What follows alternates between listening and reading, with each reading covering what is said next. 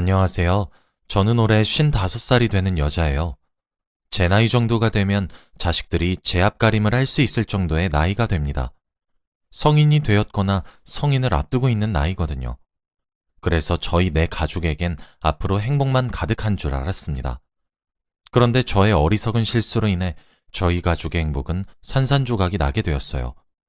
저도 제가 무슨 정신으로 그런 어리석은 실수를 하게 된 것인지 정말 알 수가 없습니다. 그로 인해 저는 아이들과 남편에게 몹쓸 짓을 한 엄마가 되어버렸어요. 그래서 지금까지 저희 가족들에게 용서를 구하고 있습니다.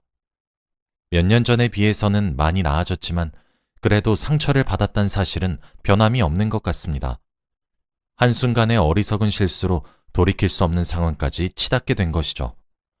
제 이야기를 듣고 여러분들도 저와 같은 실수를 하시지 말라는 의미로 이렇게 사연을 보내게 되었습니다. 제 남편은 젊었던 시절부터 참 성실한 사람이었어요. 연애를 할 당시에도 저만 바라봐주고 배려해주던 사람이었죠. 그 모습에 반해 저와 남편은 결혼까지 하게 되었습니다. 결혼 후에도 남편은 정말 성실한 남편이었고 가정에 충실한 사람이었습니다. 사실 저와 남편 모두 집이 가난했기에 결혼하는 과정이 여유롭진 않았어요. 신혼생활을 반지하 단칸방에서 했으니 말 다한 거죠. 처음엔 그 단칸방의 보증금도 모자라서 남편의 누나에게 보증금을 빌려 단칸방에 월세살이를 하며 신혼생활을 시작했습니다. 지금은 번듯하고 유명 브랜드 아파트에 살고 있으나 여기까지 오기에 참 많은 시간이 걸렸어요. 남편은 성실함이 무기였던 사람이었고 이날 이때까지 한 번도 소홀히 살지 않았습니다. 매일 새벽같이 기상해서 회사로 출근을 했고 항상 늦은 밤이 되면 집으로 돌아왔죠. 그럼에도 불구하고 하나뿐인 마누라가 힘들지도 모른다며 가사일도 많이 도왔어요. 그렇게 저희는 참 행복했습니다. 당연히 아이들도 낳았고요. 지금은 첫째인 아들은 대학에 입학을 한 후 1년 정도 다니고 군대에 가 있고 둘째인 딸은 고등학교 3학년인 수험생입니다. 제 어리석은 실수는 지금으로부터 3년 전으로 거슬러 올라가요. 첫째인 아들은 대학에 보내기 무섭게 딸아이가 고등학교에 입학하는 나이가 되었습니다. 아들은 대학에 입학하니 정말 고삐가 풀린 망아지처럼 술을 퍼먹고 밤 늦게까지 놀며 집에 잘 들어오지도 않았어요. 사내 아이라 큰 걱정은 하지 않았지만 적당히 해라 주의만 줄 정도였죠. 그쯤엔 딸아이도 고등학교에 입학을 하더니 독서실을 가겠다 하더라고요. 학원에 독서실까지 가는 딸아이는 항상 밤 12시나 돼서야 집에 들어왔어요. 저는 전업주부여서 새벽같이 일어난 남편을 출근시키고 그 뒤에 딸아이를 등교시키고 나면 밤이 늦을 때까지 집에 혼자 있어야만 했습니다. 아들놈은 어디에 퍼질러져서 놀고 있는 건지 알 수도 없었죠. 간혹 아들이 집에 있다고 하더라도 오후 내내 침대에 누워 자기만 했기에 제가 혼자 있다는 사실은 다를 바가 없었습니다. 그렇게 쳇바퀴 같은 시간을 보내고 나니까 점점 사람이 우울해지더군요. 무엇을 해도 기운이 없고 집에 혼자만 있단 생각을 지울 수 없을 때가 되었을 쯤에 저는 동호회에 가입했습니다. 적적함을 채우기 위해서 말이죠. 남편도 제가 동호회에 가입한다는 소리를 듣더니 너무 좋다며 잘된 것 아니냐며 함께 기뻐해 주었습니다. 동호회에 가입을 하고 싶어도 제가 할 줄 아는 것이 아무것도 없더라고요. 이 나이가 되도록 집에서 살림만 하고 살았으니 뭐 할 줄 아는 것이 있어야죠. 제게 있는 것은 건강한 두 팔과 다리뿐인 것을요. 그래서 저는 만만해 보이는 등산 동호회에 용기를 내어 가입을 하게 되었습니다. 막상 낯선 사람들이라고 생각을 했었을 땐 두려운 마음이 조금 있었는데 회식도 하고 얘기도 해보니 친구가 생긴 것만 같아 너무 재미있고 신이 나더라고요. 솔직히 먹고 사는 문제랑 애들 키우는 것에 바빠 이젠 주위에 남은 친구도 없었는데 너무 좋았습니다. 그렇게 저는 동호회에 점점 녹아들어갔어요. 그런데 등산을 막상 해보니 등산 동호회를 제일 만만하게 생각했었는데 전혀 만만하지 않더라고요. 저는 제가 건강한 신체를 가지고 있어서 괜찮을 것이라고 생각을 했는데 등산 과정 자체도 참 험난하더군요. 나이가 나이인지라 까딱 미끄러지면 큰일이 날 수도 있고 그러니 겁도 나고 그랬습니다. 무사히 등산을 완료해도 다음 날엔 끔찍한 근육통이 기다리고 있었죠. 그날도 그랬습니다. 여느 때와 다를 바 없이 동호회 사람들과 등산을 하게 되었는데 제가 젖어있는 나무 뿌리를 밟고 주르륵 미끄러진 적이 있어요. 엉덩방아를 찢고 말았죠. 그런데 일어나려는 과정 도중 발목이 찌릿하더니 삔 것 같더라고요. 그때 저희 동호회 회장님께서 제게 다가왔습니다. 괜찮냐 물으시곤 가방에서 압박붕대를 꺼내 제 발에 돌돌 감아주시고는 저와 함께 하산을 하셨죠. 동호회 부회장님께 다른 회원들을 맡기고 난 뒤 말이에요. 저는 회장님의 부축을 받으며 안전하게 산을 내려올 수 있게 되었고 그 뒤 바로 병원으로 향했습니다. 병원에서는 인대가 늘어났다고 조심하셔야 한다 하시며 응급처치를 참 잘했다 하시더라고요. 진료가 끝나고 난 뒤 저는 회장님께 감사하다며 인사를 드렸고 식사 대접을 하겠다고 했어요. 그때부터였습니다. 회장님과 저는 점점 사이가 가까워졌어요. 동호회 사람들을 통솔하고 이끄는 리더십이 있는 모습도 너무 멋있게 느껴졌거든요. 제가 한번 크게 다칠 뻔했기 때문인지 그날 이후 참석하는 등산에는 저를 항상 살펴봐주는 세심함에 크게 감동했어요. 동호회에 참석하겠다는 말뿐이었던 저와 회장님의 대화는 점점 사적인 이야기까지 하는 사이로 발전하게 되었고 감사해서 대접한다는 핑계로 저는 회장님께 밥을 대접했는데 회장님은 받아먹기만 미안하다는 핑계로 저와 영화를 보거나 차를 한 잔 마시기도 했습니다. 그렇게 단둘이서 시간을 보내면 보낼수록 저는 회장님과 제가 참 잘 맞는 사이란 생각밖에 들지 않았어요. 그렇게 저는 넘지 말아야 할 선까지 넘고 말았습니다. 저는 회장님과 시간을 보내고 집으로 돌아오면 어느 순간부터 남편의 성실하고 저만 바라봐주는 행동들이 점점 숨이 막힐 것처럼 다가오더라고요. 그런데 점점 하기 싫어졌어요. 남편은 갑자기 변한 제 태도에 상처를 받았는지 왜 그러냐 몇 번 넌지시 물어왔지만 대답조차 하기 싫었고 그런 남편의 모습이 참 질렸고 귀찮았으며 지긋지긋하다는 생각까지 들었어요. 2주에 한 번씩 만나던 회장님과의 만남은 점차 그 만남의 횟수가 늘어났고 어느샌가 이틀에 한 번꼴로 만나게 되었어요. 회장님은 참 매력적인 사람이었습니다. 저는 그런 회장님께 점점 빠져들게 되었고 금지된 사랑이 주는 짜릿함과 스릴감에 점점 중독되어 가고 있었죠. 그때는 제 스스로 멈춰지지도 제어도 되지 않았던 것 같아요. 그래서였을까요? 제 심경의 변화를 가장 빨리 눈치를 챈 사람은 다름 아닌 제 남편이었습니다. 남편은 어느 순간부터 제게 동호회를 그만둬달라는 말을 종종 하곤 했어요. 금슬이 좋아 싸워보지도 않은 남편과 싸움을 하기 시작했죠. 남편은 제게 언성을 높이지도 않았지만 저 혼자 화를 내고 소리를 버럭버럭 지르곤 했습니다. 남편은 그때마다 상처받은 듯한 눈으로 저를 빤히 쳐다봤지만 그런 눈빛조차 제게는 숨이 턱턱 막히는 듯한 행동이었어요. 남편이 제게 동호회를 그만두면 안 되겠냐 제안을 하면 할수록 저는 밖으로 나돌았고 그럴 때마다 회장님을 찾아가곤 했습니다. 맞아요. 제가 그때 잠깐 정신이 나갔었나 봅니다. 복에 겨워 소중했단 사실을 정말 몰랐어요. 제가 그렇게 정신이 나간 채로 행복하다 느끼고 있을 때 남편은 지옥불을 걷는 듯한 느낌이었단 사실을 그 당시에는 미처 알지 못했어요. 하루는 아들이 제게 전화를 걸었더군요. 한창 놀기 바쁜 시기여서 전화를 걸어도 받지도 않았던 아들이었는데 말이죠. 전화를 받으니 울먹이는 목소리로 아들이 제게 말을 하더군요. 엄마, 아빠가 이상해 하면서 말이에요. 무슨 소리냐고 되묻는 아들은 집에 왔는데 아빠가 이상해. 지금 119에 신고해서 곧 있으면 구급대원들이 도착을 한대. 엄마도 바로 병원으로 와. 라고 하더군요. 저는 정말 깜짝 놀랐고 바로 허겁지겁 남편이 실려간 응급실로 찾아갔습니다. 남편은 응급처치를 하고 있었고 의료진들의 손길이 바빠 보였습니다. 옆에서 훌쩍이고 있는 아들을 다그치며 무슨 일이야? 빨리 설명해! 라고 소리를 질렀죠. 아들은 제게 오늘은 집에 들어가야 될 것 같아서 집으로 들어왔는데 아빠가 거실 한가운데 쓰러져 있었어. 아빠 잘못되면 어떡해? 하다가 결국 눈물을 쏟는 겁니다. 정말 심장이 철렁하는 느낌이었습니다.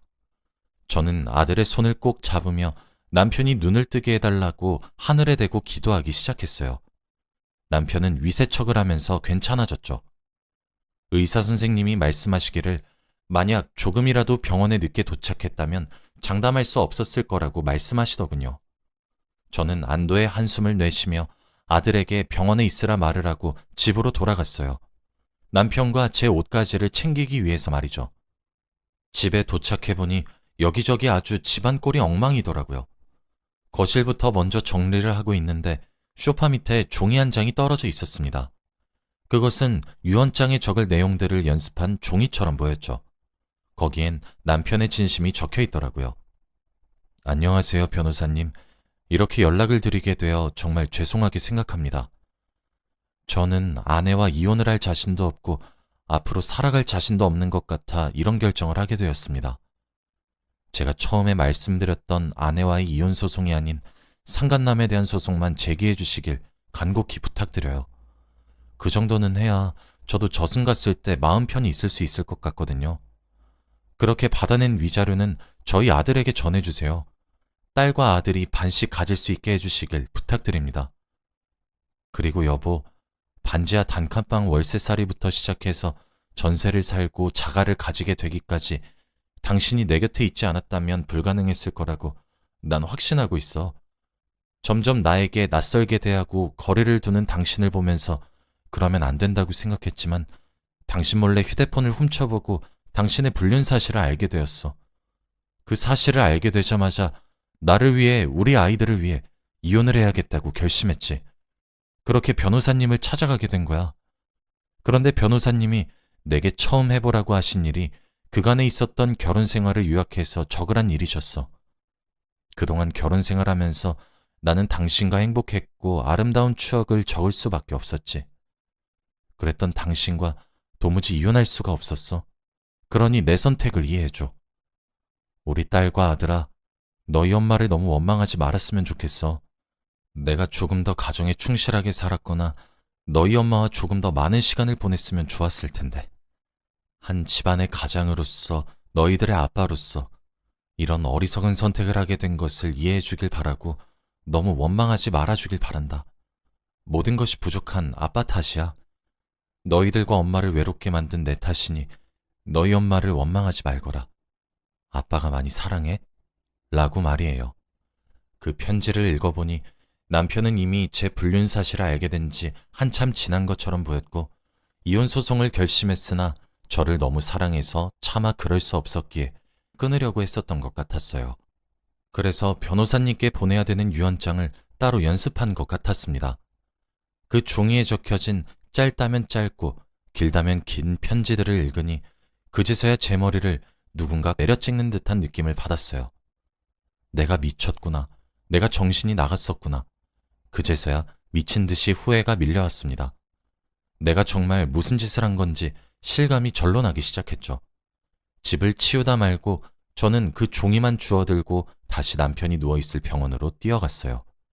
남편은 그 사이 정신을 차린 모양인지 일어나 있더군요. 항상 총기가 가득하고 선명하여 반짝반짝 빛이 나던 남편의 두 눈은 생기를 잃은 눈이었습니다. 아들은 어디로 간 것인지 보이지가 않더군요. 저는 남편에게 천천히 다가갔어요. 남편은 제 인기척을 느끼곤 저를 쳐다봤죠. 하지만 두 눈이 잠시 커졌을 뿐 이내 고개를 돌리더군요. 왜 그랬어? 라고 묻는 제 말에 남편은 여전히 묵묵부답이었습니다. 남편은 고개를 돌린 채로 저를 외면하고 있었어요. 저는 남편에게 천천히 다가갔고 남편의 손을 잡은 채로 말했어요. 여보, 내가 미안해. 내가 다 잘못했어. 라고 말이에요. 그제서야 저를 돌봐준 남편의 눈은 눈물이 가득했습니다. 일그러진 표정을 한 남편의 얼굴을 보니 점차 실감이 나더군요. 제가 몹쓸 짓을 했던 사실에 말이에요. 남편에게 저는 잘못을 사과하고 미안하다며 빌었습니다. 여보, 미안해. 내가 너무 미안해. 내가 미쳤었나 봐.